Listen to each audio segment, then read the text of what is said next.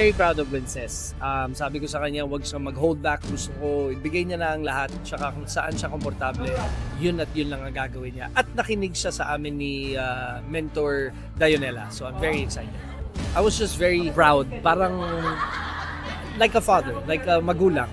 Yung parang ginagabayan namin yung mga batang to na to help them through the process of competition and also through the process of being here sa The Voice Kids kasi hindi biro dito sa competition na to. Kaya I'm very, very happy and proud. Para kay Winces, yung highlight para sa akin is just her vocal skills. Malinis siyang kumanta and there's a certain charm. Pero she hit all the high notes. So sobrang happy ako.